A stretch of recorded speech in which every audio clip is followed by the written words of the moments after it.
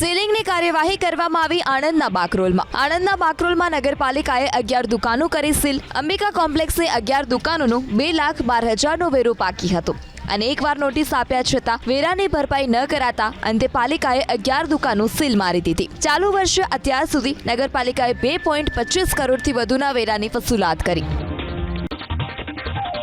બંદૂકની અણીએ વૃદ્ધ દુકાનદાર પાસે લૂંટ ચલાવનાર 2 લૂંટારૂની ધરપકડ સુરતના મહીધરપુરામાં. જાંપા બજારમાં વ્યાજે નાણાં આપતી દુકાનમાં સોનાની ચેઇન પર વ્યાજે રૂપિયા લેવાને બહાને 2 લૂંટારૂ ઘૂસ્યા હતા. વૃદ્ધ દુકાનદારને ચપ્પુ અને બંદૂક દેખાડી બંધક બનાવ્યા. બાદમાં 68,000ની લૂંટ ચલાવી બંને ફરાર થઈ ગયા. સમગ્ર મામલે પોલીસે બંને લૂંટારૂને ઝડપી લીધા. અમદાવાદ મહાનગરપાલિકાના સસ્પેન્ડેડ આસિસ્ટન્ટ ટીડીઓ હર્ષિત ભોજકના કારનામાની પોલ ખુલી. હર્ષિત ભોજક 20 લાખની લાંચ લેતા ઝડપાયો હતો. હાલ તે રિમાન્ડ પર છે. તેણે ગોમતીપુરાના માચીસની ચાલીની જમીન અંગે લાંચ માંગી હતી. મોકાની જગ્યા હોવાથી હર્ષિત ભોજકનો જમીન પર ડોળો હતો.